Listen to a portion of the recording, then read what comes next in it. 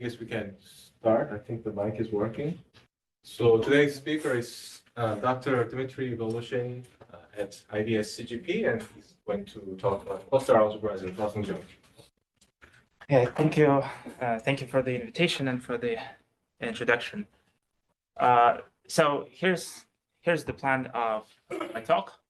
So first, I'm not going to assume any prior knowledge of cluster algebras, and the cluster algebras that I'm going to talk about are cluster algebras of geometric type. It's type A in the original sense of Fomin and Zolovinsky, so it's not going to be Fock and Goncharov. So I will just introduce cluster algebras by an example on GL3, just a quick example. And then I will relate cluster algebras and Poisson geometry. And I will also talk about how to construct a cluster structure, how to get a cluster structure via Poisson geometry. So that's the whole point. And then I will talk about the current research program on cluster algebras and Poisson geometry. And so then I will talk about some recent results on cluster structures on dual Poisson Lie groups. And then it's relations between cluster structures on groups, on dual Poisson Lie groups, and cluster structures on the Drinfeld double. And lastly, I will talk about the current status of this research program. So that's the plan. So first, cluster algebras of geometric type in the sense of Fomin and Zolovinsky, just by example. So let's say we start with GL3. So we have a 3x3 matrix, and those xij's are just matrix entries, coordinate functions on GL3. And let's say we have a collection of 9 minors. So we have these minors, and they are attached to vertices of a certain graph. Now these 9 minors, so there's a certain pattern for the minors. You can see that we have 1 by 1 minors. Those come from the last column or the last row. Then we have 2 by 2 minors, and in those 2 by 2 minors, we either take the last columns or we take the last rows. And there is 1 3 by 3 minor. And basically, if you want to do it on GL4, the pattern is the same. You take either the last columns or you take the last rows, and all of those minors will form a collection of functions that we need. Now, on this graph, there are 2 types of vertices, and one type is called frozen vertex, and the function that's attached to the frozen vertex, it's called a frozen variable. And another type, the black round vertices, those are mutable vertices, and the functions that are attached to mutable vertices are called cluster variables. And overall, this data, these 9 functions and the graph, this data is called an extended seed. So we have a quiver. This graph is called a quiver. And we have an initial extended cluster. So all of those 9 functions, they form an extended cluster. The graph is called the quiver. And overall, the whole thing is called an extended seed. So the whole part is mutable. Hmm? The whole part is mutable. The lower part, which lower part? So the mutable part is only this one. So, but it's not the lower part of this. So this, and this are mutable. Lower right part.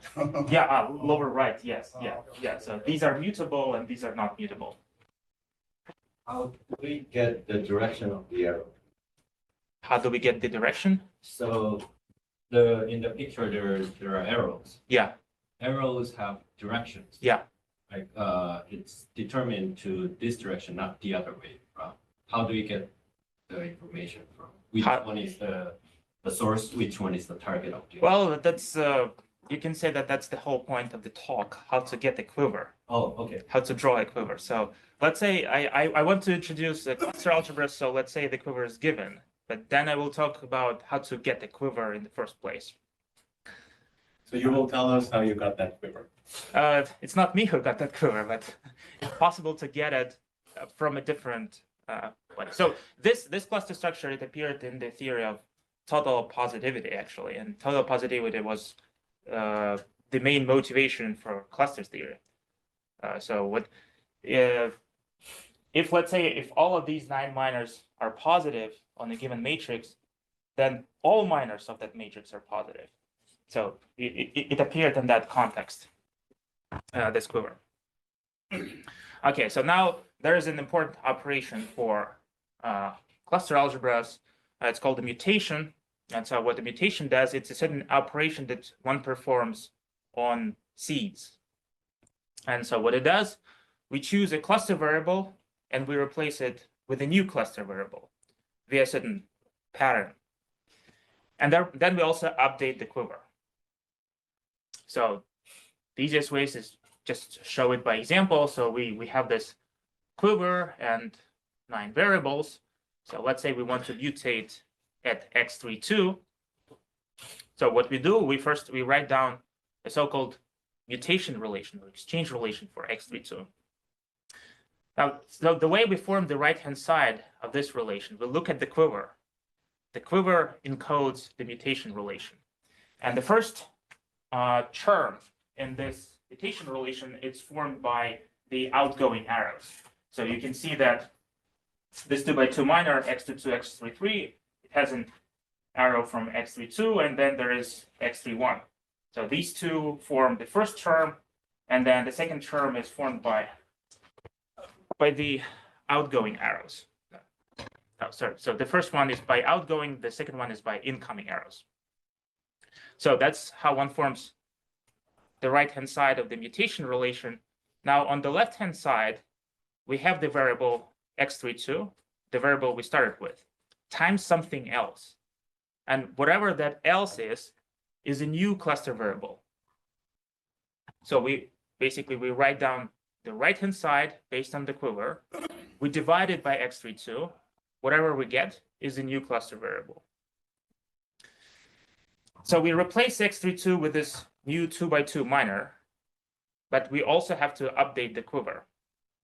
So there is a certain algorithm how to do that. I don't want to spend time on that algorithm, but basically you can see that the way the neighborhood of x32 mutates, you just reverse the orientation of all the arrows to x32. But then the mutation also affects the incident neighborhoods. So some arrows get removed, some arrows get added. There is a precise algorithm for that. The precise algorithm is not important. So what is important is that we can replace one variable with another variable, that the rule, the quiver dictates the rule, and the quiver also gets updated. So that new variable, you're telling us that that's this minor, special minor, but a priori we don't know what it is. Yeah, so it could be a rational function. So if in this example, it will always be some polynomial, some regular function. Yeah, but it turns out that it's a minor. In this cluster structure, it doesn't have to be a minor. There are 2 cluster variables which are not minors, but yeah. And does it have to be x32 on the picture on the right, the second row, first column? Sorry, can you say it again? Picture on the right, Yeah, second row, first column, second row. first column. Yeah, Yeah, that one, that's still a determinant. And then the third row, second column is also the same. no, they're different. So it's the third column and it's the second column. Yeah. And then x32 disappeared. Yeah. So we replace x32 with some new 2x2 minor. And that you basically solve this equation. You write down the right-hand side, divide it by x32, whatever you get. But it turns out that in this example, you get a 2x2 minor. You could have gotten something else. x32 is replaced, everything else is the same. Yeah. So that's the mutation. You replace one thing at a time. Okay, so the point is that these mutations are supposed to preserve certain properties. if you have good properties on the left, you're supposed to have good properties on the right. Like in case of that total positivity, still, if you evaluate these minors on a certain matrix and those minors are positive, you can still say that all minors of the matrix are positive. So like an example.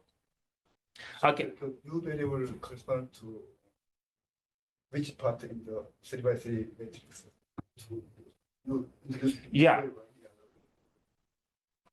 So in that 3x3 matrix, if I have chalk, yeah, I have.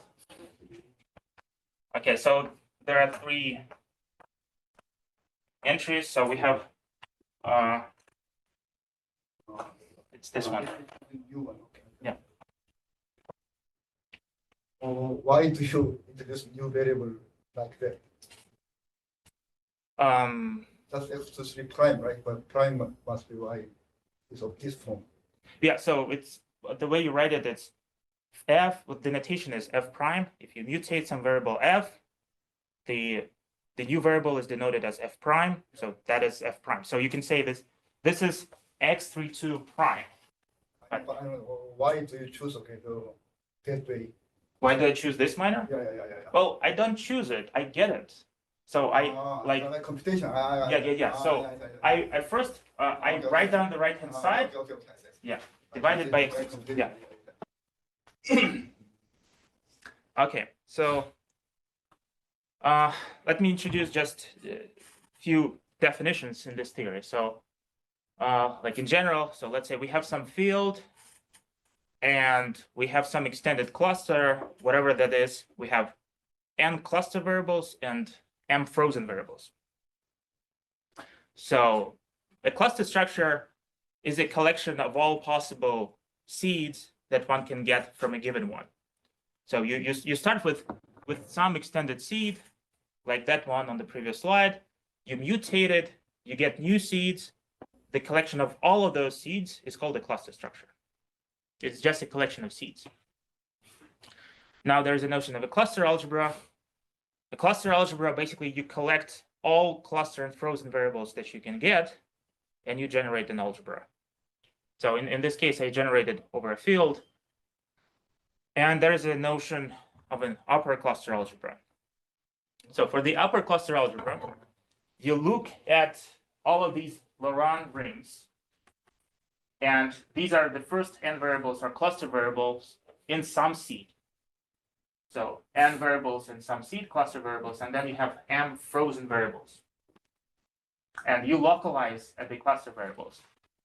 And you get those Laurent rings, and then you take the intersection of all of them. So frozen variables, we have m frozen variables, and we have n cluster variables in some seed. We localize at the cluster variables.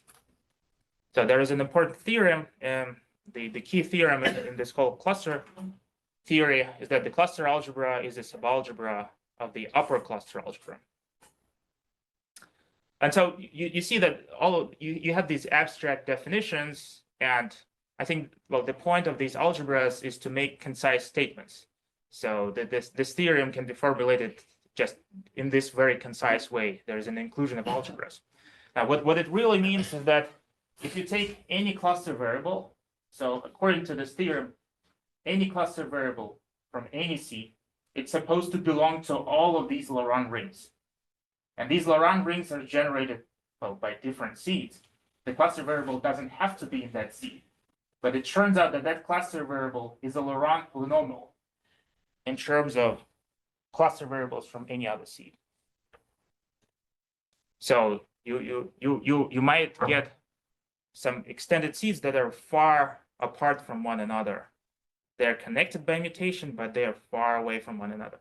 And still, you take a cluster variable from one, it is a Laurent polynomial in terms of variables of the other.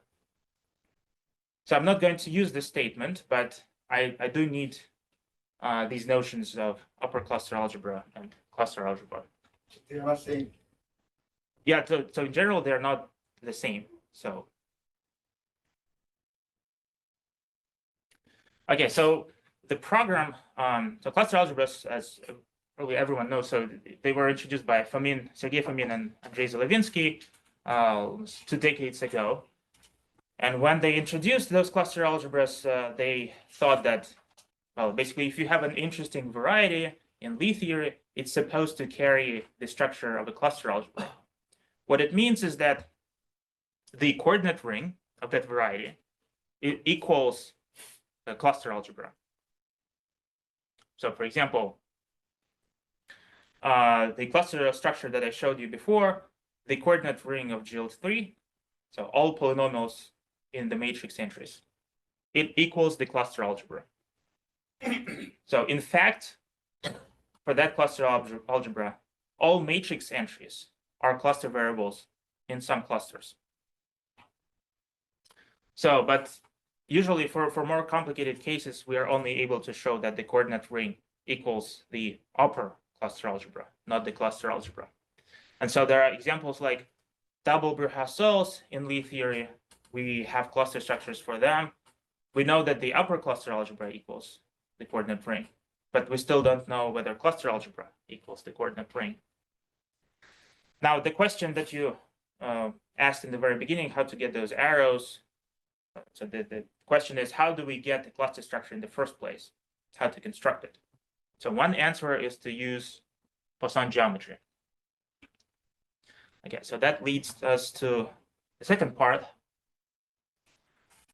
So I will need to use Poisson geometry. So let me just introduce a few definitions. So let's say we have some commutative algebra over a field.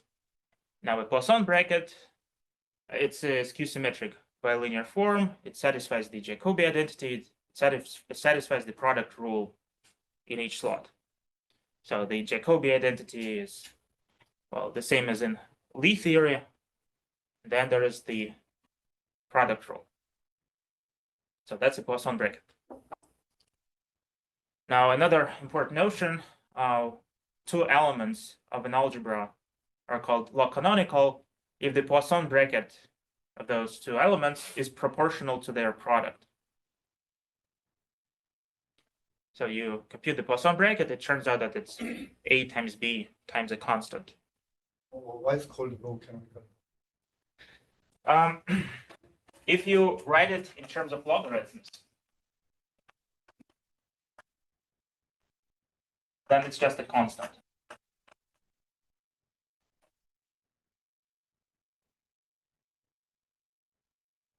Okay, and if you have a set of elements, and you call that set log canonical, if the elements are pairwise log canonical.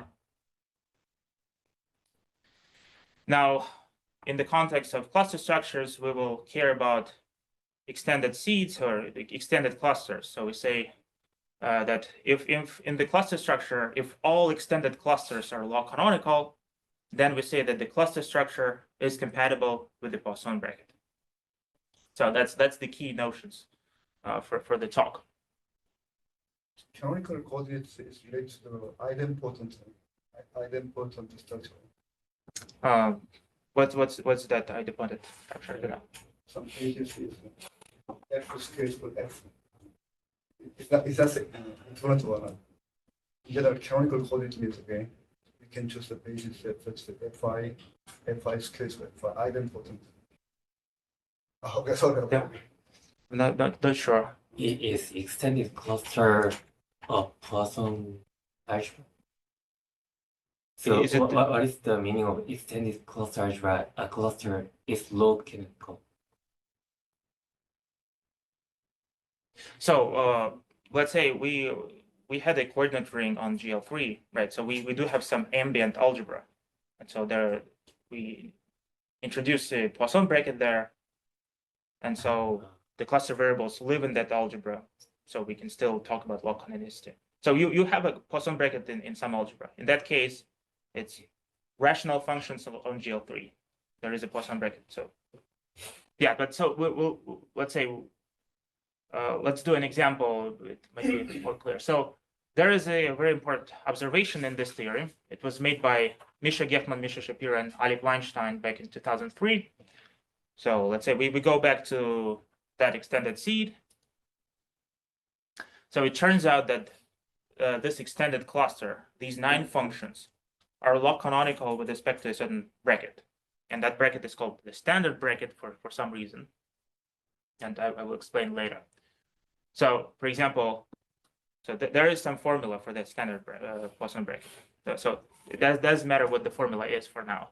But if you compute the Poisson bracket, let's say between x31 and x32, it will be just the product of x31 and x32.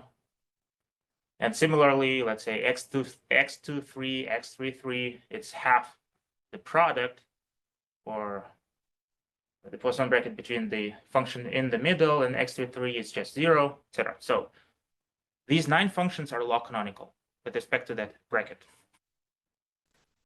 So that was the observation. And now even more is true. So every extended cluster is log canonical. If you mutate, you get new functions, they're still log canonical.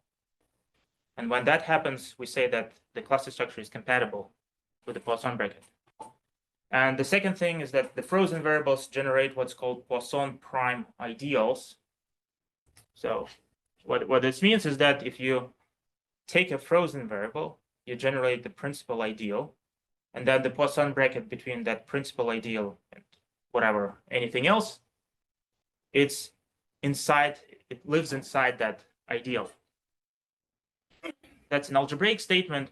You can formulate that geometrically. So if you know symplectic geometry, geometrically, it's equivalent to saying that the 0 loci of frozen variables foliate into union of symplectic leaves. So I will not talk about symplectic leaves. If you ask, I will tell more about that. But frozen variables have a very special meaning for Poisson geometry. For every f or not? For the last line, for every f, this is true. Yeah. So for every frozen variable. F is frozen. Yeah. Excuse me, so you mean the principal ideal generated by frozen variable? Yeah. Is also the Poisson prime ideal? Or I'm sorry, I misunderstood that. So we call it Poisson prime ideal if first it's prime, and second it satisfies this property. So the Poisson bracket between the ideal, well, basically, if you don't write it in terms of ideals, then the Poisson bracket between a frozen variable and anything else is f times whatever. But it's proportional to f times something. Not necessarily f times g, but f times something. So that's called the Poisson ideal. Okay, so we might get a lot of extended clusters. How do we verify that all of them are log canonical? And there is an answer. So I will formulate it in a bit more abstract terms. So let's say we have some extended seed. So we have some functions attached to vertices of a certain quiver. So let's say m cluster variables, m frozen variables. And we need the notion of an exchange matrix. So let's say the quiver is a graph, so it has a adjacency matrix. And you can see that there is 0 in the bottom right corner. So we don't have arrows between frozen variables. So that's why there is 0. That's the adjacency matrix of the quiver. And the first n columns, n rows, they correspond to cluster variables, and then the other ones correspond to frozen variables. And the exchange matrix will be this matrix given by the first n rows and all the columns. Yeah. So you begin with the TL3, right? At the beginning, you started with TL3, right? There are 9 variables, right? Yeah. But instead of you choosing Xij, you choose a different, some kind of minor. No, right? so now I'm talking in abstract terms. So But it cover all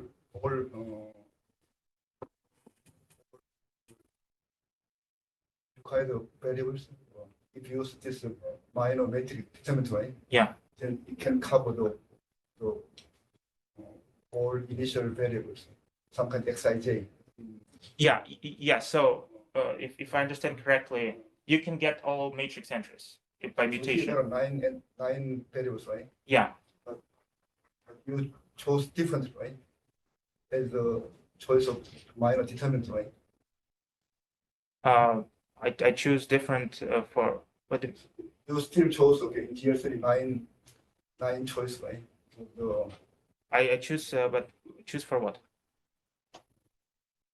So is it a question about this setup? I'm saying, is it general or not? Only for GL3 or it's true? For, Okay. So is it true for GLN? You yeah, mean?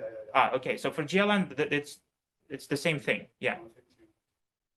So you can form the initial cluster by minors with less columns or less rows. It's the same thing, and you can still get all the matrix entries. So as cluster variables.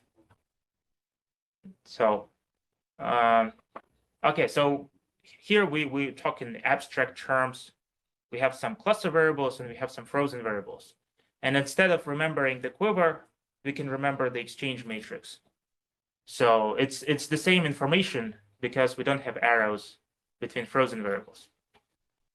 So let's say, and to introduce a Poisson bracket, we need some algebra. So let's say we have some, well, field generated by clustering frozen variables.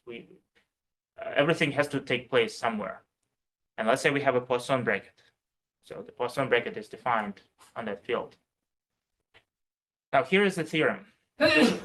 So assume that the mutable part of the quiver is connected.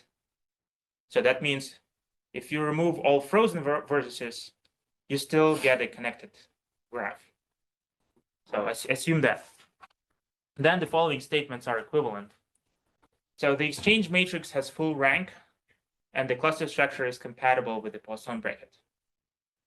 So that means that all extended clusters are log canonical. That's what we want. And the equivalent statement is the initial collection of functions is log canonical, only the initial one. And then the exchange matrix, which is almost the same as the quiver, the exchange matrix is related to the log constants, the constants that one gets from log canonicity.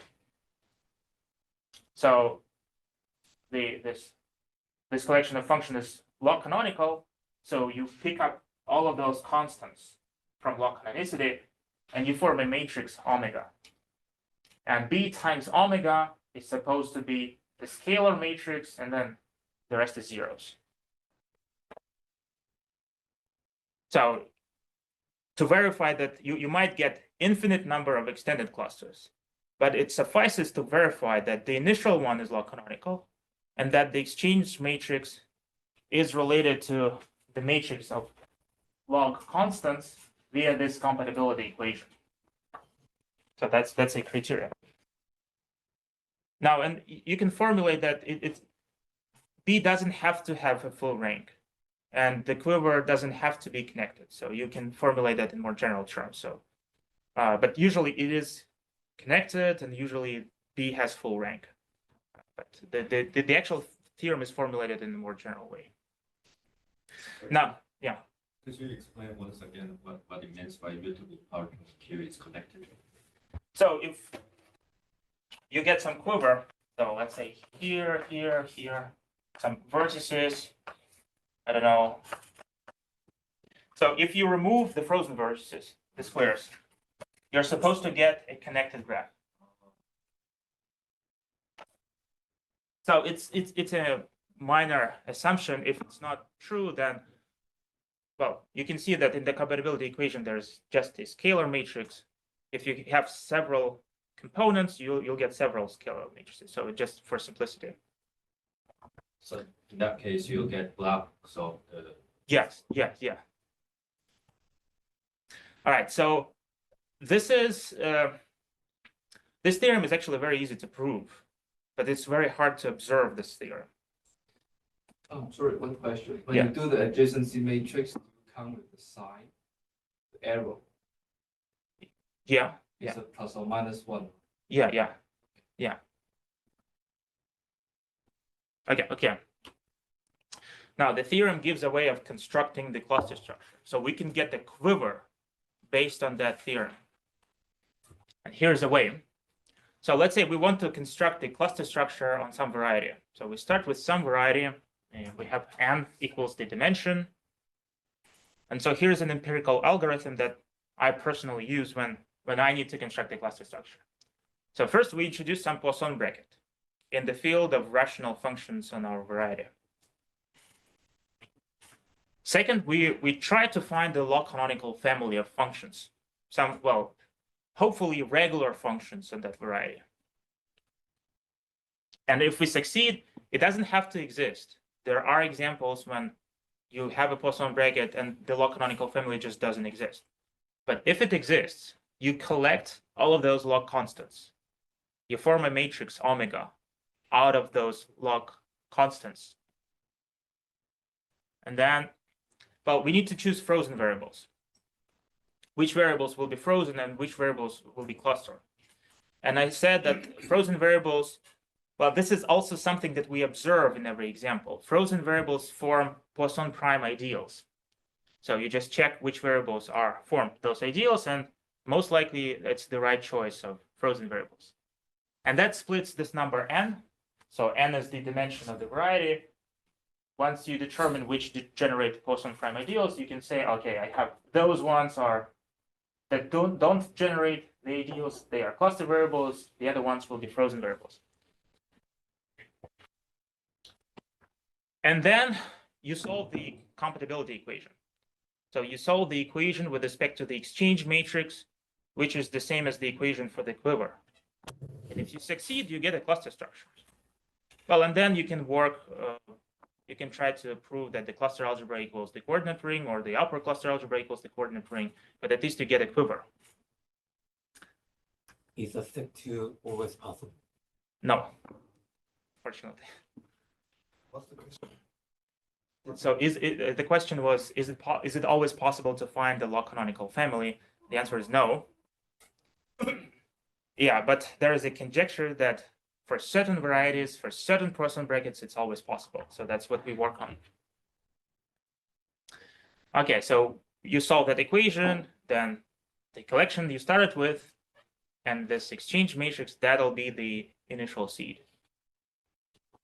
Excuse me. Yeah. So if we can find several cluster structures for a given Yeah. quantity, for example, then I think for me that the capital M, the number of Poisson variables, should be constant.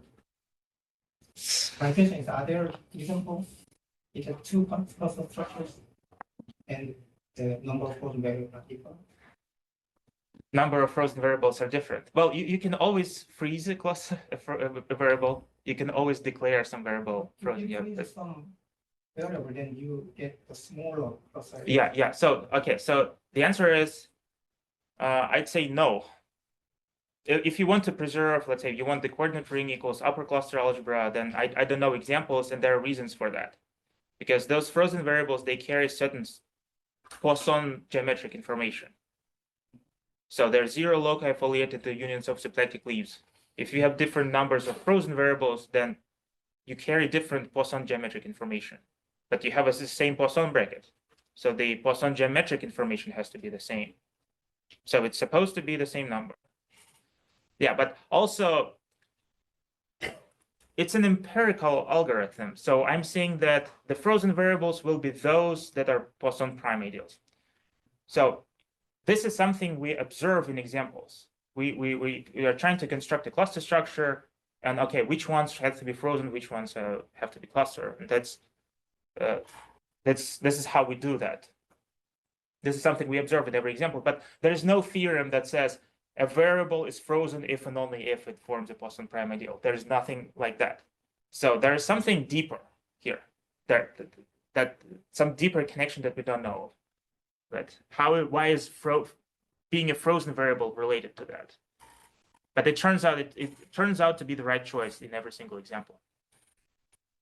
Now, a remark: you solve this compatibility equation. It might be that if you have a solution, you have lots of solutions. Which one to pick? So this is usually the case. If you are able to solve it, there are many solutions. So if that happens, you can introduce an extra structure. In our case, it's a toric action. So there is we introduce some action by a torus, and we require that all clusters are compatible with a toric action. that gives an extra constraint on the quiver, and so we can get the unique solution. So here is the actual structure means geometry or the topological or something else? The toric? No, actual structure. So your example is as you told. The actual structure, Yeah. get the geometrical or topology or algebra. So just you have some. Well, you can say it's geometric, you can say it's algebraic, but you just have a torus. It acts on the variety, and you can require a compatibility condition that, well, something like variables are, I don't know. So you have a torus. Torus acts on, let's say it's in your variety, and it has to be a character times f. So there's like this the semi-invariance condition. So it acts on the variety, then it acts on the variables. So you can say it's geometric, and it translates to something algebraic. Oh, I see. That's a combination. Yeah. So yeah. So if there are many solutions, you can introduce extra structures, extra constraints, and then you can extract a unique solution. So that's the point. So for TL3, right, that small n is 9, right? For TL3, Yeah. capital N is 4 and capital M is 5, right? Yeah. So TL higher n. Yeah. And it is still true. So for what do we get for? Oh. So for GLN, it will be 2n minus. That it's is it 2n minus 1 or? N square, right? Huh? So the dimension is n square. Yeah. So the dimension is n squared. So the cluster variables, they will correspond to the first row and the first column. So like n plus n. So it's 2n minus 1 frozen variables. The rest is cluster variables. So yeah, there's a precise formula in terms of roots for not for other Lie groups. Okay, so that's how we get a cluster structure, and that's in particular how we can get that initial quiver. So if we start with those 9 minors, if we introduce a Poisson bracket, then via that equation we can reconstruct the quiver. Okay, so now the research program. So what do we do? So before talking about the research program, I need to introduce several definitions. So let's say we have some simple cloud complex Lie algebra, SLN, for example.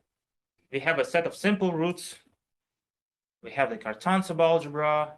We have some symmetric, invariant, non-degenerate form, etc.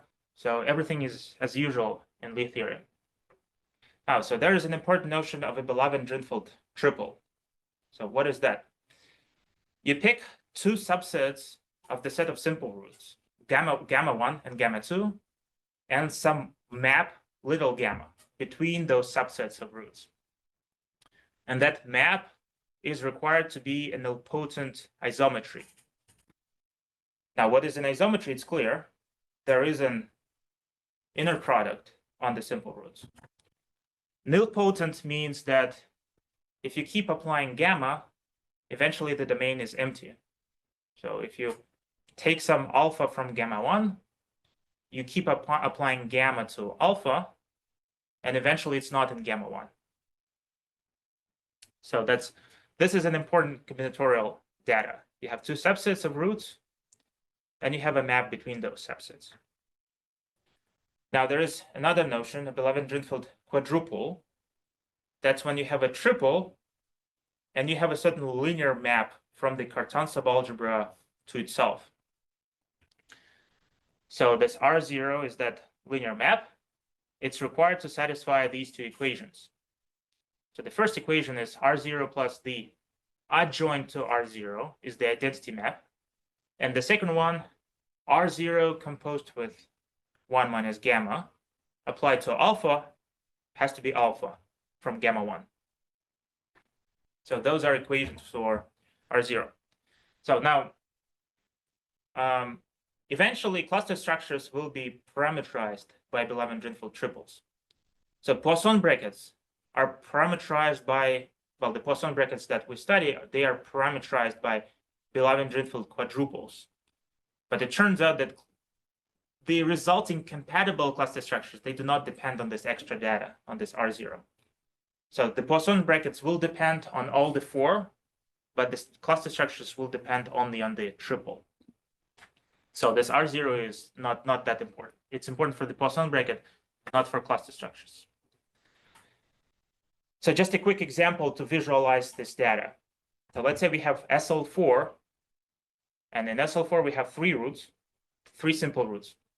So let's say gamma 1 is 1, 2, the first two roots, gamma 2 is the last two roots. So it's easier to visualize it on Dynkin diagrams. You have two Dynkin diagrams of type A3. And so the blue vertices are gammas, gamma 1 and gamma 2. And here is the map little gamma. So it sends the first one to the second one to the third one. This is an example of a Belavan-Drinfeld triple. Now, so gamma is an isometry. It preserves the inner product between the simple roots. Gamma is nilpotent. So if you send 1 to 2, then 2 to 3, 3 is not in gamma 1. So that means that's the nilpotency condition. It's very important.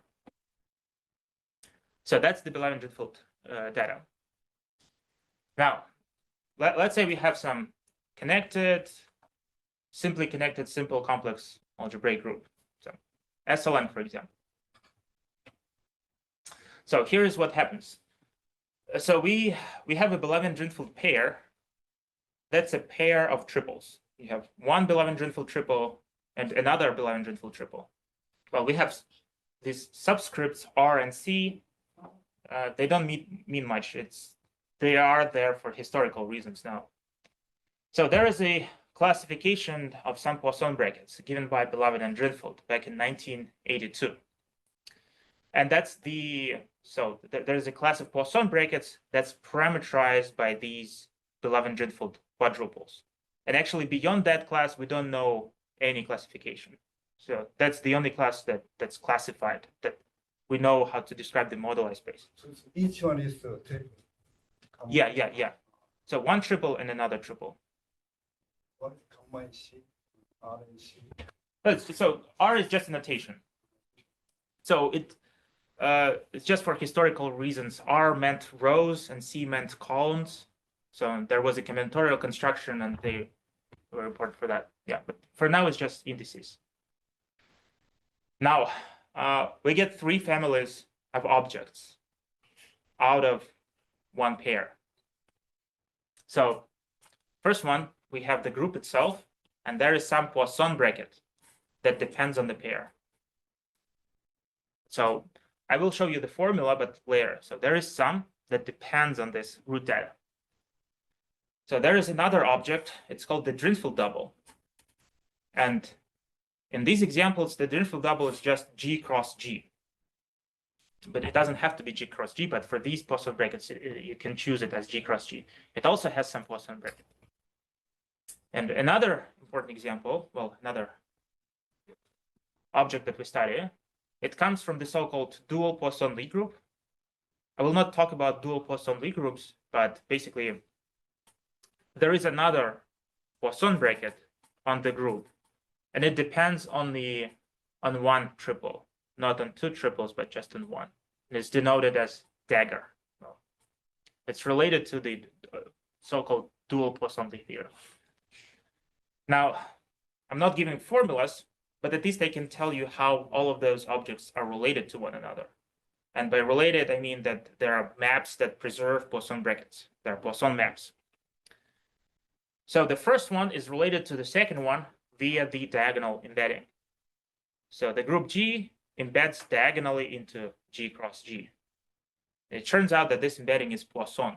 It preserves those Poisson brackets, those two Poisson brackets. Now the second one is related to the third one. So there is a map from G cross G, from the Drinfeld double. You take the pair GH and you send it to G inverse H. And this map preserves these two Poisson brackets, the Poisson bracket D and the Poisson bracket dagger. It's a Poisson map. And you can see that this map doesn't remember the diagonal subgroup. It kills the diagonal subgroup, which is also important.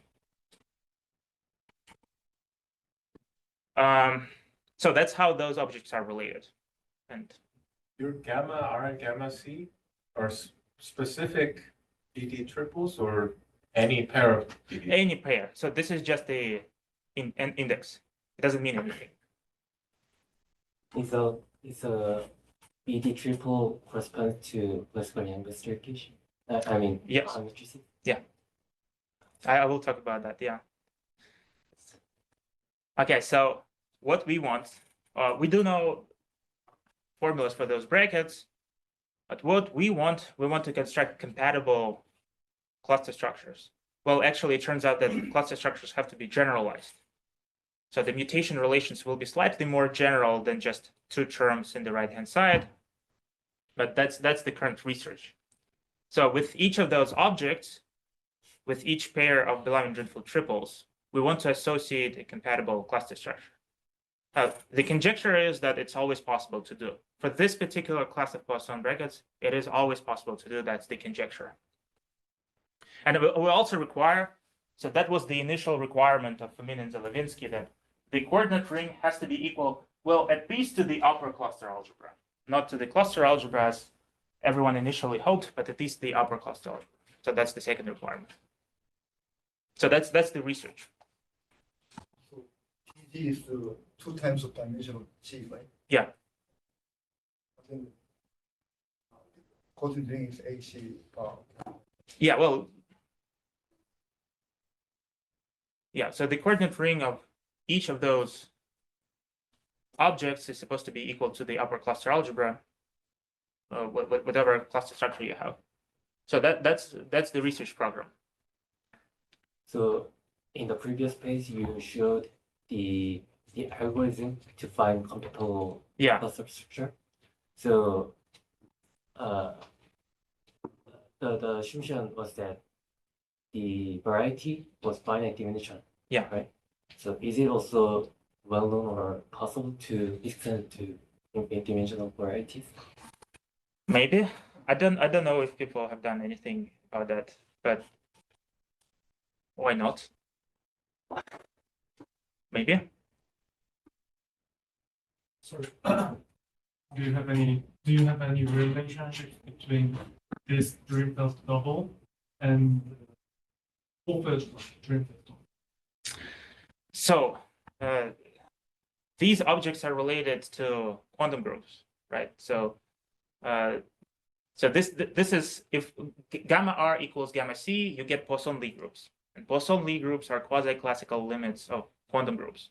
So in particular, you get the Drinfeld, you can reconstruct the Drinfeld double of the Poisson-Lie group as a quasi-classical limit of the Drinfeld double of the quantum group. But there are cluster structures on the Drinfeld double, there are cluster structures on quantum groups, and the relation between them is not known. And the cluster structures on quantum groups, they come from Fock-Goncharov coordinates. And we don't know the relation between them, and that's a big question. Okay, now I need to introduce like a few objects before I talk more about this theorem. So let's talk more about this Belhaven-Drinfeld triple.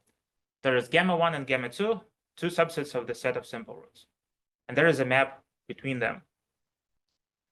So let's the setup. We have some group, whatever the group is. We have the Lie algebra. We fix some root decomposition. Well, if you are less familiar with Lie theory, so think about SLN. N plus is strictly upper triangular matrices, then diagonal matrices, then strictly lower triangular matrices. And we have the subgroups in the case of SLN. Unipotent upper triangular matrices, unipotent lower triangular matrices, and H will be diagonal matrices in the case of SLN. And we have some Belhaven-Drinfeld triple. So like that's the usual setup. Now, so the important point is that gamma, if you have a map between roots, you can extend it to a map on the Lie algebra itself. And so that it's a well-known procedure. Once you have it on roots, you have it on the Chevalier basis, and then you can extend it by 0. but I just want to give you an example. Yeah, and also in this construction, if you get a map from G to G, it's not a Lie algebra homomorphism in general, but at least for this gamma, you get Lie algebra homomorphisms between those nilpotent subalgebras, which means that you can integrate them to Lie algebra, to Lie group homomorphisms. So not algebra homomorphisms, group homomorphisms. Okay, so just a quick example. So the point is, you have a map on the level of roots. You can get the map on the level of the Lie algebras. So just a quick example. So you have some thinking diagram of type A. You have 5 roots here and 5 roots there, and these arrows. This is map gamma. You just use different colors, but it's the same map. So you send 1 to 5, you send 2 to 4, you send 4 to 1. That's the gamma. So once you extend everything, so here's what gamma does. Basically, what gamma does, it just shuffles the blocks that correspond to roots. So this 3x3 block, 3x3 matrix, it corresponds to the first 2 roots. 1, 2. So these 2 roots, they generate a Lie subalgebra. So in this case, it's just 3x3 block. What gamma does, gamma sends 1 to 5 and 2 to 4. So gamma sends this whole block to this bottom block. But you get a twist. You get a twist because you have a twist here. So these arrows, you can see that they intersect. And you get a twist. You don't get a twist for this one because there is no twist here. So you send 4 to 1. It means that the Lie subalgebra generated by the 4th root is moved to the first block. You move 4 to 1. You move this block to this block. So you either just move blocks, or you get an extra twist if you have a twist on the level of arrows. So yeah, so gamma is decreasing on that interval, so you get a twist. So if in this example, if you have parallel arrows, so they don't intersect. If 1 is to 4, 2 is to 5, they do not intersect, then gamma just shuffles the blocks. Like the first 3x3 block, it's moved to the bottom right corner. The number of choice of simple root is arbitrary or there's some more bigger than half or not. But the number of choices? Number of simple roots of gamma 1 can be any number or Cardinality of Cardinality, gamma or whatever. Well, in this example, no more than 4. But you can't, yeah, you can't pick 5. You can pick 4. No more than 4. Yeah, but if you pick 5, then the gamma is not nilpotent. But yeah, so the point is, you have a map on the level of roots. You can get the map on the Lie algebras, and what it does, so those formulas are not really important. Just what it does, it just moves the blocks. That's it. Yeah. So I'm curious about the extension from the map gamma to gamma. So what is the paper that you mentioned? Is My it- paper. So I have, in the end of these slides, I have several references on this theory. So I mentioned the papers. Thank you. Okay, so tilde gamma. So tilde gamma will be a group homomorphism between the unipotent, so not algebra, group homomorphism between the unipotent subgroups. So, and what it does the same thing. It just shuffles the blocks, but it's a group homomorphism. It just respects the diagonal. So on the diagonal you have ones, so it has to be ones on the diagonal. But still, the point is, it just shuffles the blocks. But if you have a twist like that, oh, you'll get a twist. You move one block to here, but you also twist it. But that's not a big deal. Did you mean to have zeros above the diagonal image? Yeah. So because that root data is not included in the Belavan-Drinfeld triple. So then we have zeros. Okay, so the second one, so as you guessed, it's related to the classical Yang-Baxter equation, all of this. So there's an R matrix.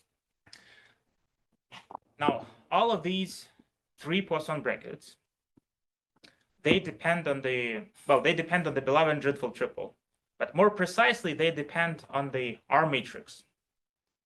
The R matrix is what depends on this Belavan-Drinfeld pair.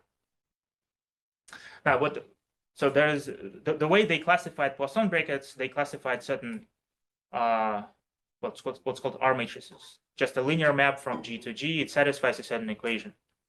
I'm so curious, the animatics always supposed to be include the large gamma R, large gamma C. Both of them. That's the property. The R matrix. Yeah. Always include the large gamma R, large gamma C. Is always include both of the gamma, large gamma. Yeah, well, so it includes this root data in some way, yeah. So the formula it includes, but it depends. The R matrix depends on just one triple, but we have two triples, so we have two R matrices. Okay. Yeah, so there is a notion of a classical Yang-Baxter equation. It's a well-known equation in the integrable systems. I will not talk about that, but there's a whole story behind it. Now, just to see what those R matrices are. So if you have a trivial quadruple, so you don't pick any roots, and you have some R0. So this is the formula for the R matrix. You just get the projection onto n plus, let's say strictly upper triangular matrices, and then R0 composed with the projection onto diagonal matrices. So if you have a trivial data, the trivial Belavan-Drinfeld data, then this is the R matrix that you get. Now, if it's non-trivial, you have some quadruple, then here's what you get. So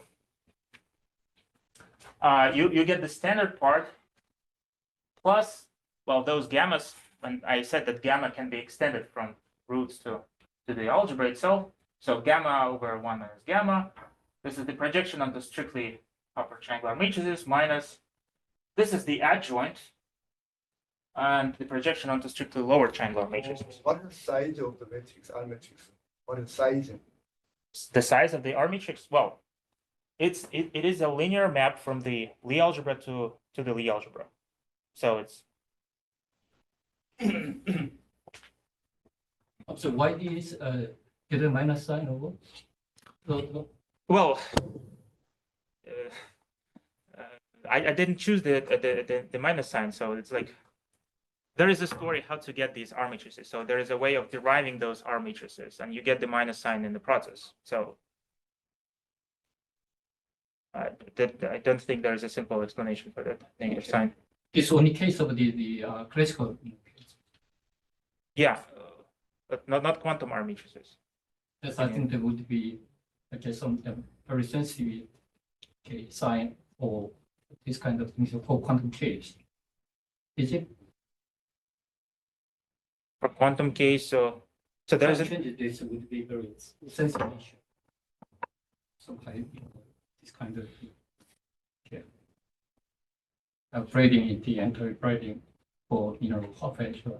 In the quantum cases, yes, I think that those I asked about what is how do you set up the minus sign here? in the quantum case. Uh-huh. Well, in the quantum case, this R matrix is just a linear term for the quantum case. It's not. So I mean, well, when you quantize this, you get that quantum matrix that's related to braiding, Right. but Braiding, anti-braiding, and then in the yeah, and then you will get well, let's say half plus h times the R matrix, and this is that R matrix. Well, here it's, if you consider not the linear operator, but G tangent G. So the linear term is this R matrix, but you also get some terms, and it's not clear what happens with that negative sign. So Yeah, so you get some h squared, and what you have here in terms of root data, I don't know. Yeah, but there is also, this is a classification of those R matrices. There's also a classification of quantum R matrices. But there are no formulas like that. It's a different way. R0 is also matrix of the same size.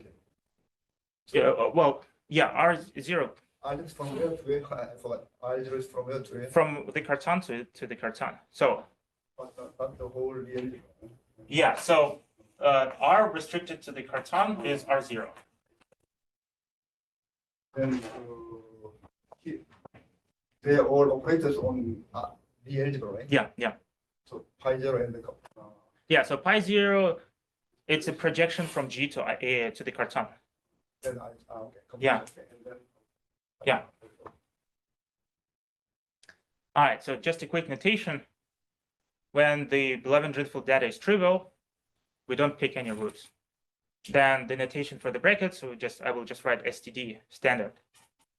And in the beginning, I said that there was a cluster structure on GL3. It's compatible with respect to the standard bracket.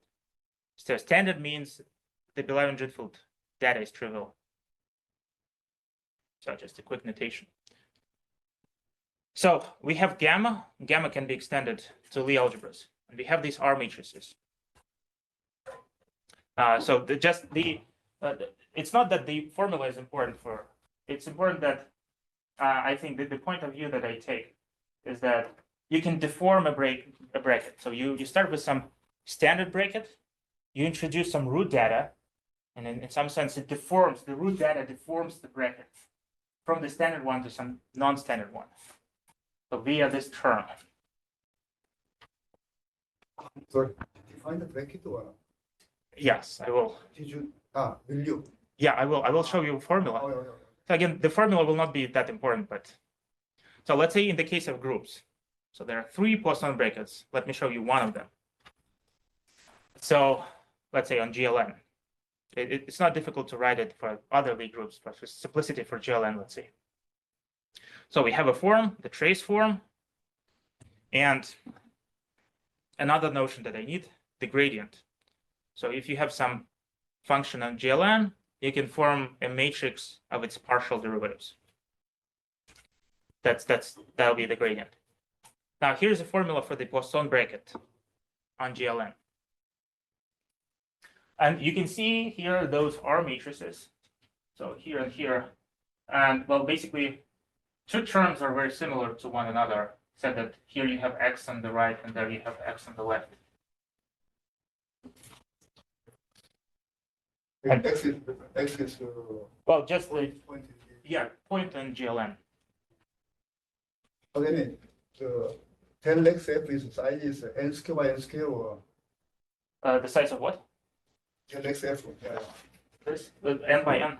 N by n. Yeah, it's partial derivative. So you have The ij is n square value, right? Xij. well, you have overall you have n squared variables, but it's an n by n matrix. Because well, xij is you have n squared xij, so they form an n by n matrix, right? Well, so you take partial derivatives with respect to each xij, you still get a square matrix. It's n square value. N squared variables, but n by n matrix. Right. Okay. Yeah. It makes a matrix. Okay. Yeah. Okay, so this is one of the formulas. Basically, the ingredient here is the R matrix. So that's the portion that depends on the Bellevin-Drinfeld data. And So which data? Which data are you mentioning? Which data include what? Which data are you? so the root data. So this is Oh, how okay. this is how the root data enters the formula via this R matrix. Okay. About the second term, include. Well, so just 2 R matrices that depend on the triples. So that's how the bracket depends on the triple. Okay. The x f times x means the first one is a function and second one is a point, right? So del x f dot x. What's the meaning? Del x f dot x. Yeah. This one? Yeah. Well, just matrix multiplication. X is also. Yeah, so X is in Point GLN. is also in matrix. Yeah. Yeah, okay. So just the formula. Okay, so the question is, the way we can think about it, we have some standard Poisson brackets, we have some non-standard Poisson brackets. Sorry, okay. Yeah. And then you can get matrix, right? That XF times X. And then what is R gamma C? That's the R matrix from the previous slide. It's like, uh, So maybe I can keep it somewhere here. You define, right, from R extending R0. Okay. Yeah. So we have standard. And then we have R that depends on gamma, whether it's C or R.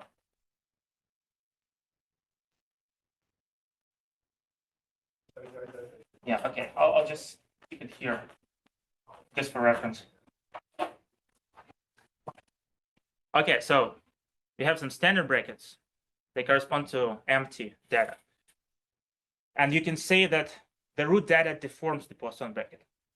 You can think about it in this way. Now, the main question is how to deform the initial extended cluster for the standard bracket into an extended cluster for non-standard Poisson bracket. So you have some variables, let's say on GL3. They are log canonical with respect to the standard bracket. I change the brackets. How do I change the cluster variables?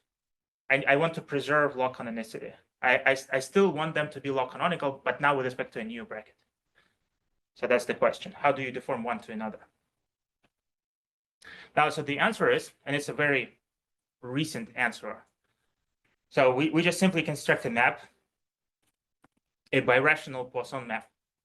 So it preserves the Poisson brackets, and it's rational in both ways. And then, well, we have the inverse map and we have the pullback.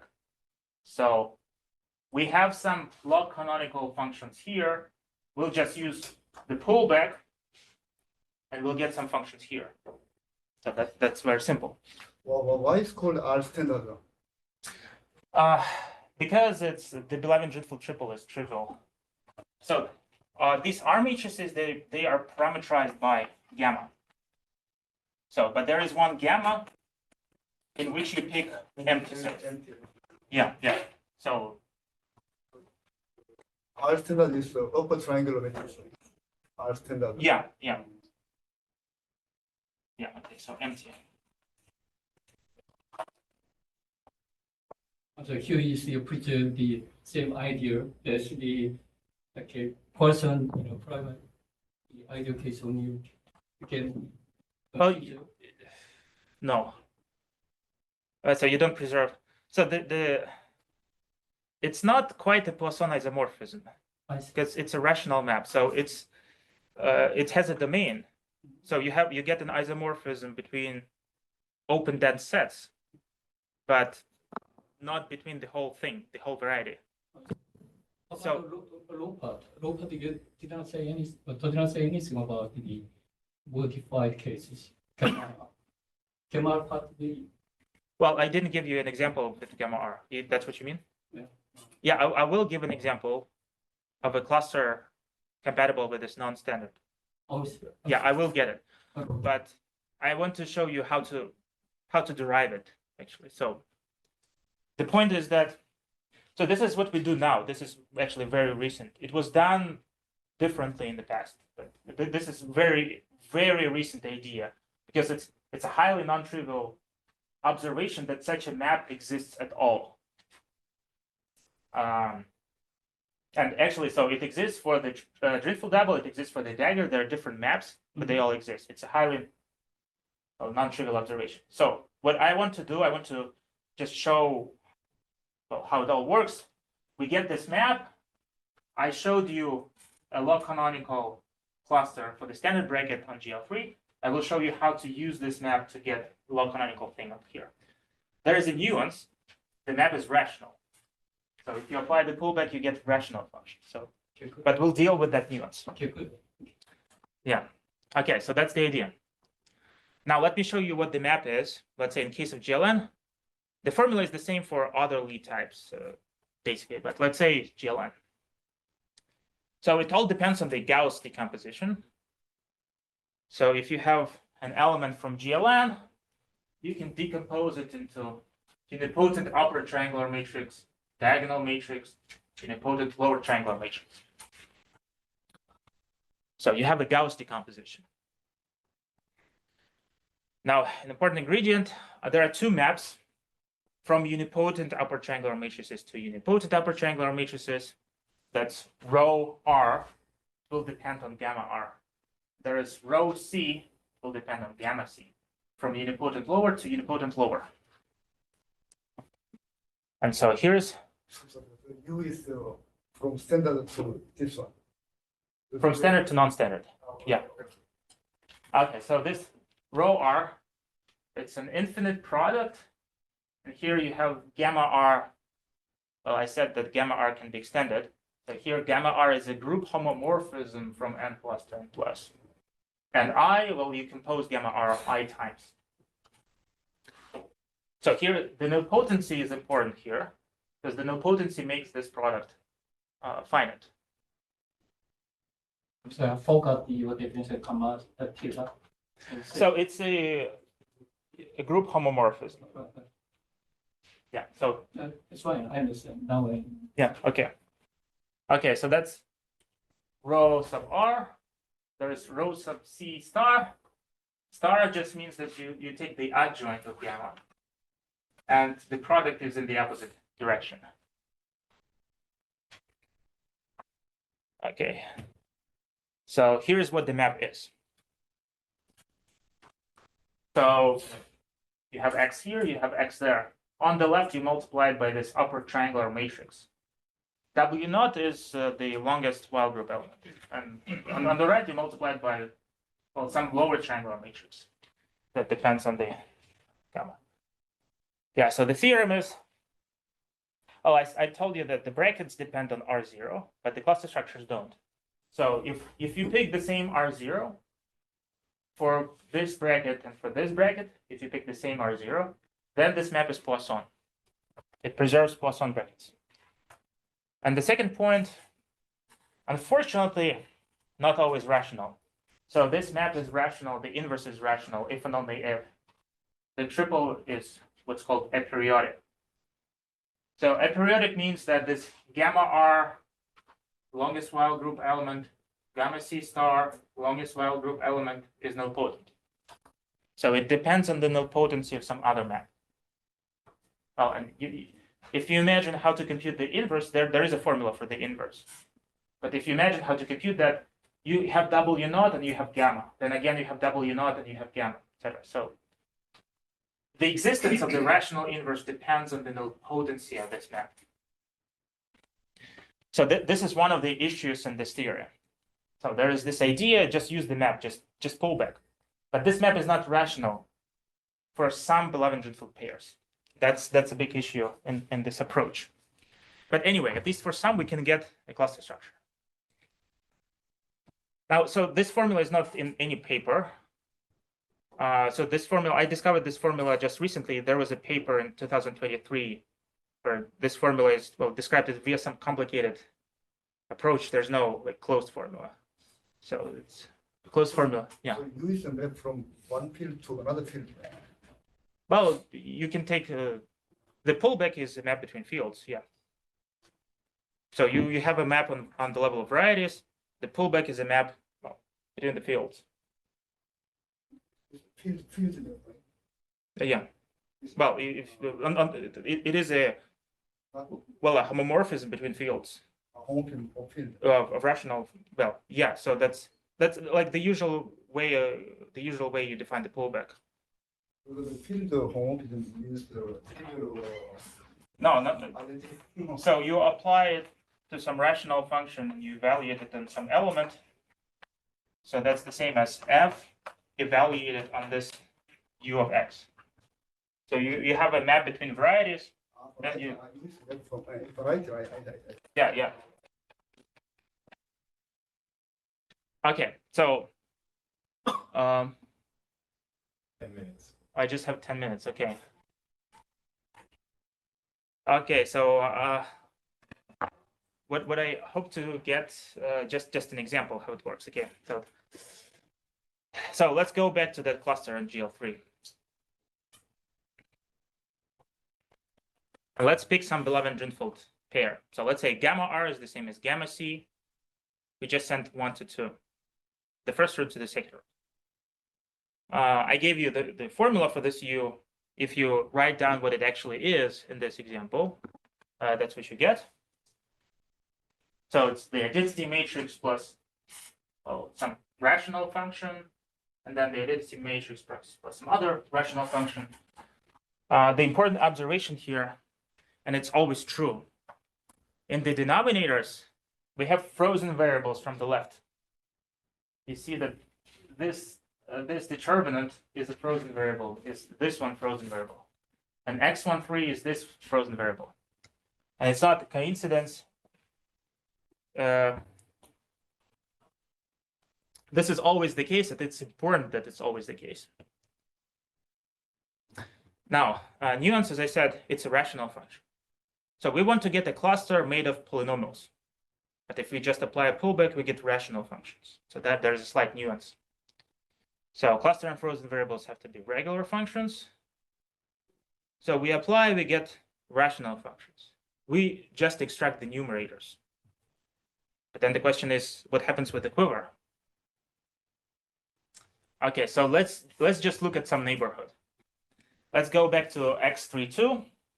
This is the neighborhood of x32. If we apply U, the pullback, 4 functions will stay the same, but this one will change. Only this one will change in this example. So you'll get some 2 by 2 minor over x13. So from one of the first slides, this was the mutation relation for x32. We apply U. So if you apply U inverse, pullback, this is an expression that you get. So you just apply U inverse pullback to the mutation relation. And you get something in terms of functions on the right.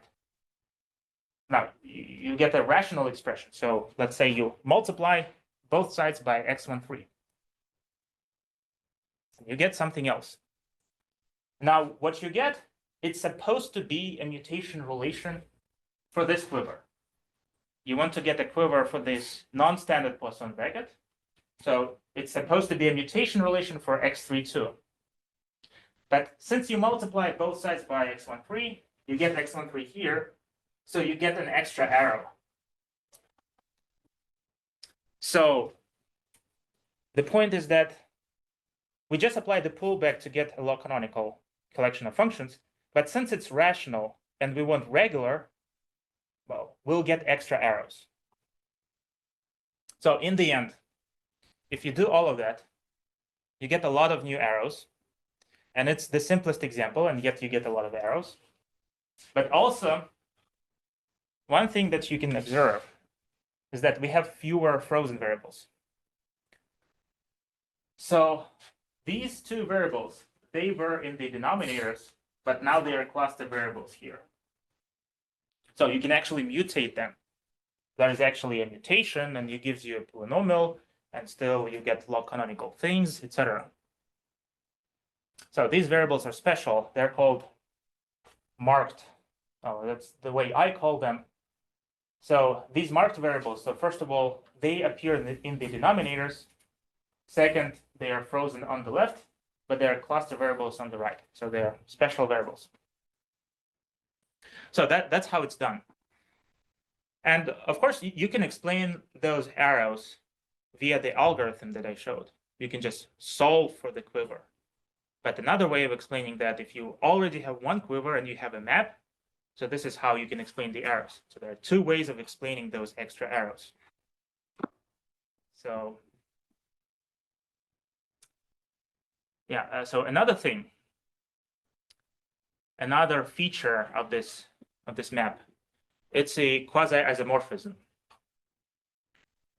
So what it means is that, let's say we mutate x32 here, and we mutate x32 here. So we mutate x32 on both sides.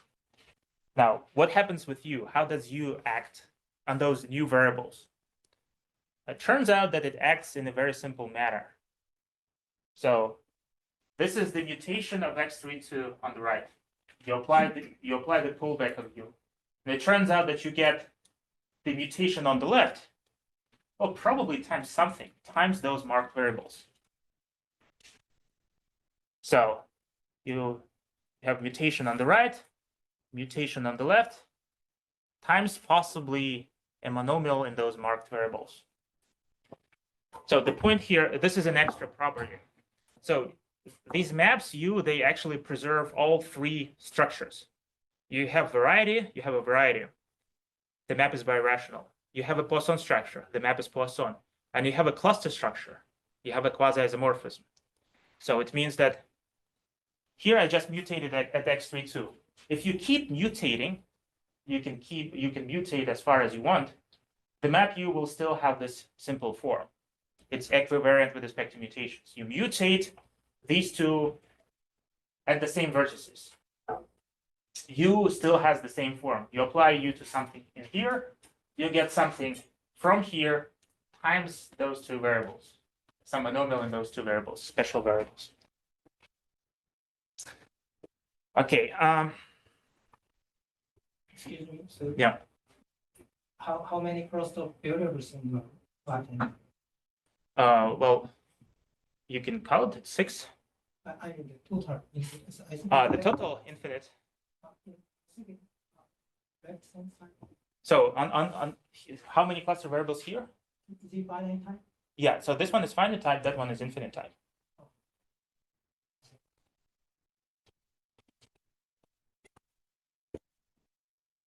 Okay. So I have 5 minutes, but I have more parts. I think let's go on until we get kicked out. Well, if you want, I have a lot of material. But if you need to go, you are free to go. But how much time do you think? I don't know. I still have. Let me open the doors so that.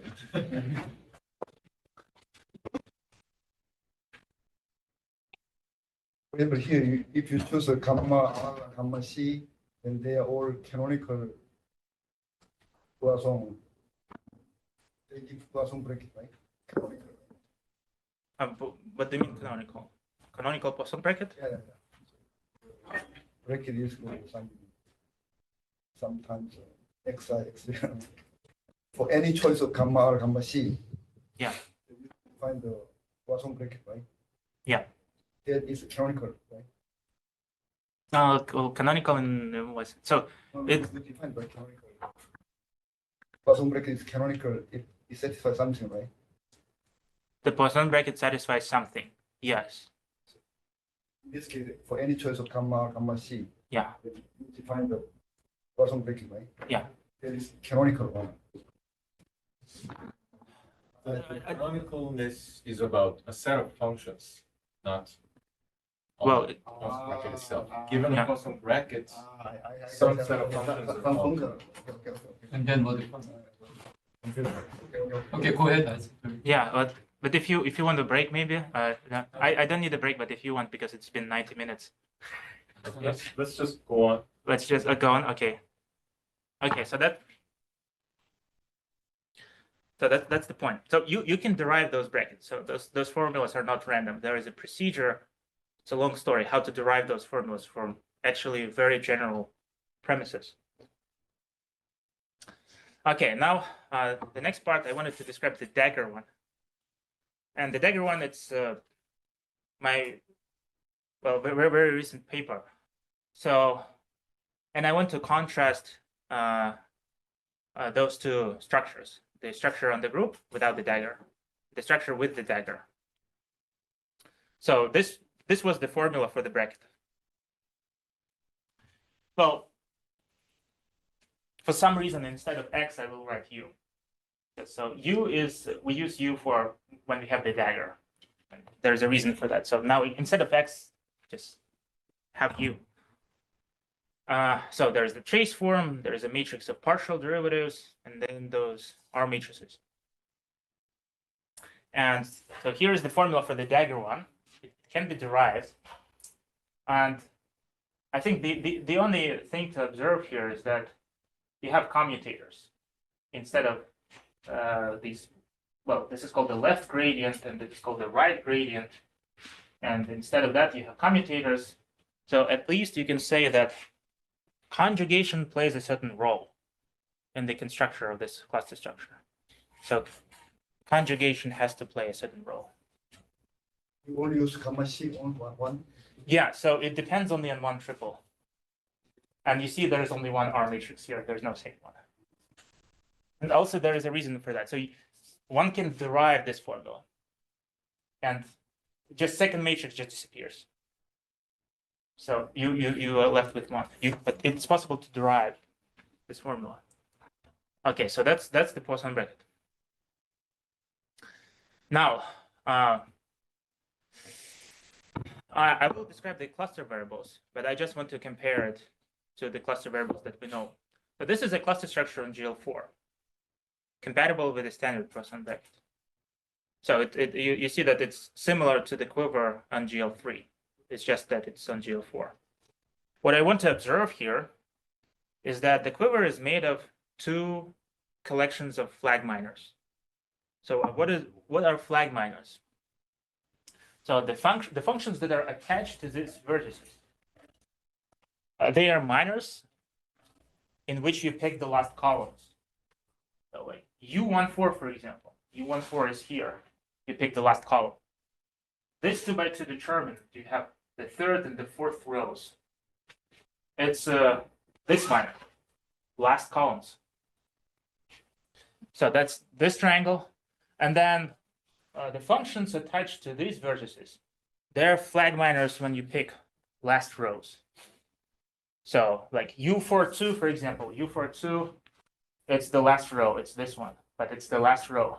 Or this 2x2 determinant, it's this one, again, 3, 4, the last rows.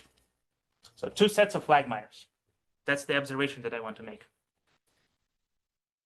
Now, what's the initial cluster for the dagger one? So it turns out that you still have flag minors, but you pick only one of them. You pick either the blue ones or the red ones. So here's that GL4. We have two sets of flag minors. And this is a quiver on GL4 for the standard dagger Poisson bracket. So you have the blue region, and we call them H functions. So the blue region. But you also have another version, another cluster structure. You have if you pick the red functions, the other set of flag minors. So we call them G functions. And those two are related via transposition.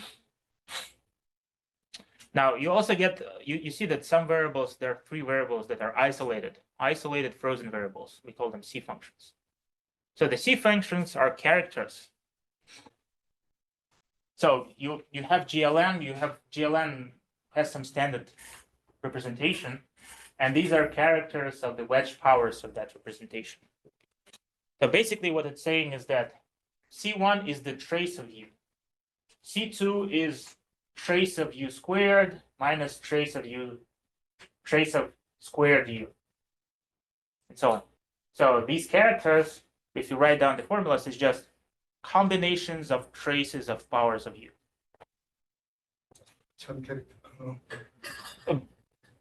I don't know, characters of characters of the representation. So they're also Casimirs of the Poisson bracket. Now a Casimir means that Poisson commutes with everything. If you see the Poisson bracket between Ci and anything else is just 0. Now the third piece of data, so the third region, there's a yellow region. It's called phi functions, and the green region on the right. So first of all, those functions are related via this conjugation by the longest Weyl group element. A second one, so the most interesting function is this one. Because you see that this is not the black vertex, this is not the blue vertex, this is something else. This is orange. So this vertex contains a generalized mutation. It's a special one. So phi 11 is the function that's attached to this vertex. Well, here's a formula for it. Basically, you can think of En, it's 0, 0, 0, 1. En, you can think of that as the highest weight vector. So here you take the highest weight vector, then you apply GLN onto that highest weight vector. Then and so on, you apply n minus time. You apply GLN n minus time times to En. You form a matrix, and the function is the determinant of that one. Now, if you start with a different set of flag minors, the corresponding phi function is just that if you pick E1 as the highest weight vector. So what's interesting about this cluster structure is that it's an amalgam of some representation theoretic data. It's not clear why. So you have flag minors, you have characters, and you have some phi functions that are related to the highest weight theory. And it's not clear why you want to have them, but they form a log canonical system with respect to that bracket, and actually a cluster structure. But it's very interesting that they are related to representation theory. Okay, so now you have a special vertex, this hexagon. There is a generalized mutation. Unfortunately, we have to do that. So a closer look at that generalized mutation. So this phi11, well, it's connected to some two functions and to some frozen variable. So what we mean by those generalized mutations? So here's what it looks like. For ordinary mutations, we have true terms on the right-hand side, two monomials. For generalized mutations, we allow arbitrarily many terms in the right-hand side. So in this case, there are n plus 1 terms in the right-hand side. We also allow coefficients. So, but the coefficients are required to be Casimir's. So those CI functions, they're frozen variables, but they also serve a second purpose. They are coefficients of this generalized mutation relation. So this is the generalized mutation. Now, for the dagger, you also get that an analog of that map U. So this is the paper published in the put on arXiv in December last year. So let's say you have some Lie group, I should say algebraic group actually, and you have some Belavan-Drinfeld triple. Again, we have a Gauss decomposition as before. So unipotent upper triangular, diagonal, unipotent lower triangular. And again, we have the same map. So I introduced two maps row. Here I keep only one map row. So this row star, it's infinite product, and you have gamma tilde star. So here's the map for the dagger. It's given by conjugation by that row. And it's very hard to see a connection between the formula and log canonical coordinates. And also it's very hard to see a connection between the Poisson bracket and the map.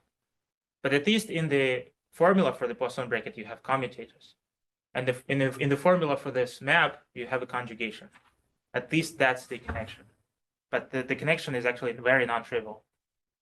Now this map is actually invertible, so it has a rational inverse. And the rational inverse is given in terms of another birational map.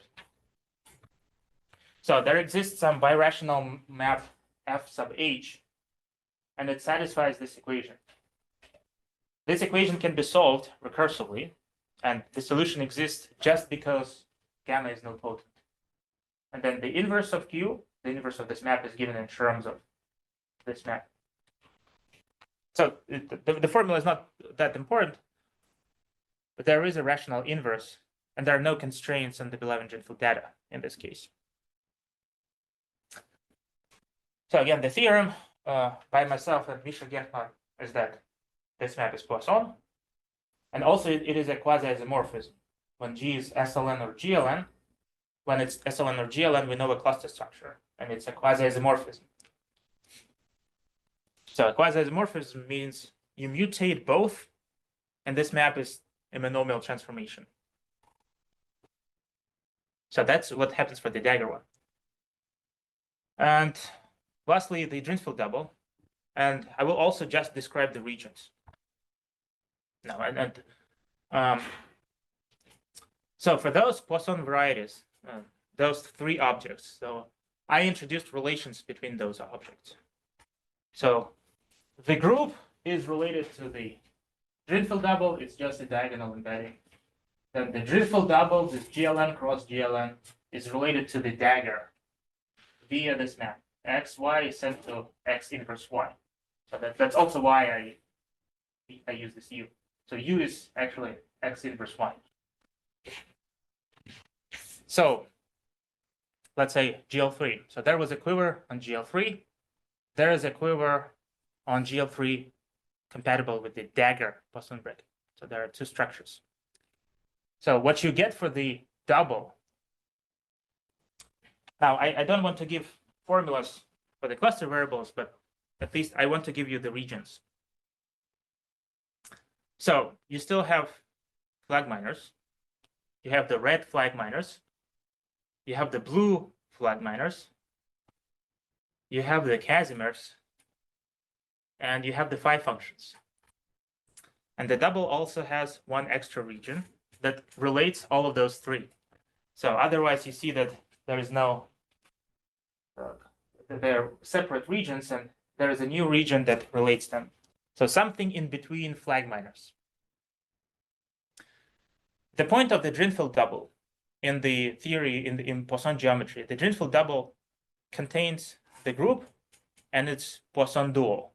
So in Poisson theory, whenever you have a group and a Poisson bracket, you automatically get a so-called dual Poissonian group. And so because of that, there is a larger object that contains both. That's the point of the Drinfeld double.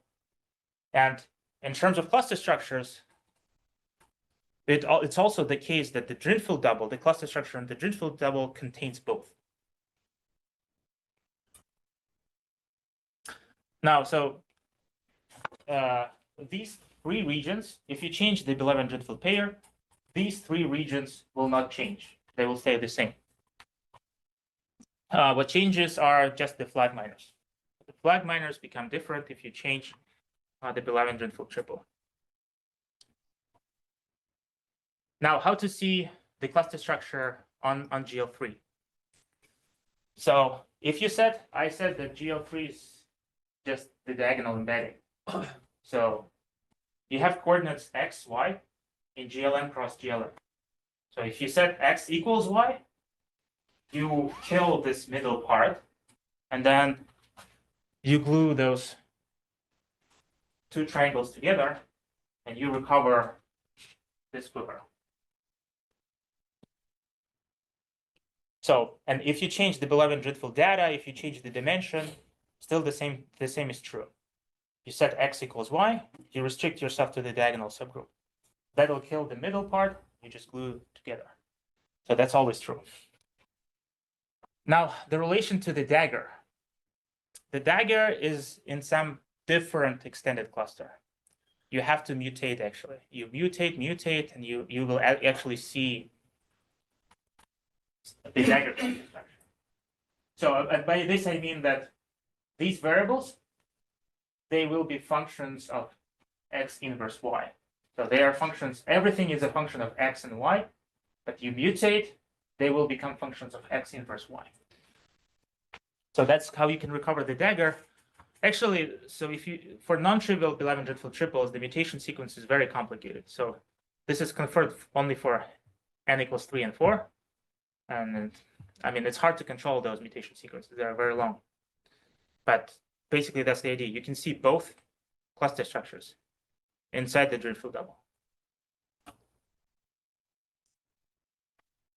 Okay, so now the last point, the status of this research program. So what we know and what we don't know. So again, let's say we have some algebraic group, simply connected, complex, simple, etc.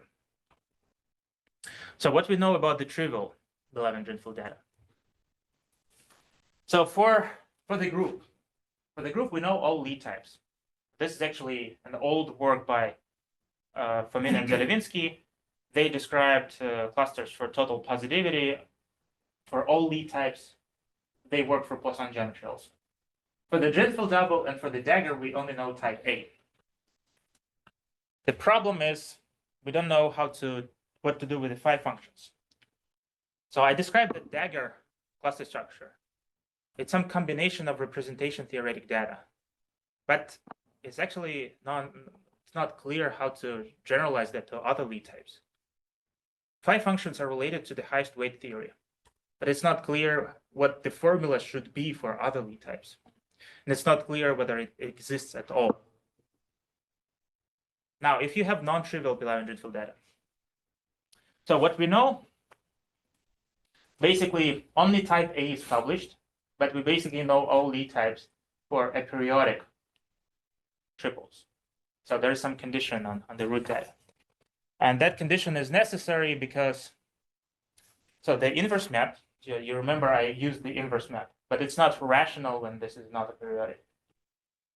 And well, the same problem for the Drinfeld double. The Drinfeld double contains this one. So we also know for the aperiodic, but we also know only type A, because here we know only type A, because here we use the phi functions. So that's the two main issues in this theory. So those birational, those Poisson maps, they're not always rational. And then the second one is what to do with the phi functions. There has to be some highest weight theory explanation, some formulas that are not known yet. Yeah, okay, that's it. Yeah, and I can send the slides. So I just have, there's just a slide for reading if you want to see how all of those quasi-isomorphisms look like, the formulas. And also I have some slides for literature. So just comments on recent papers, because so this theory moves far, and actually some papers published in 2023, they are already a little bit obsolete. So there's some like my comments on papers on this subject, like what's going on in this theory. So yeah, but basically that's it.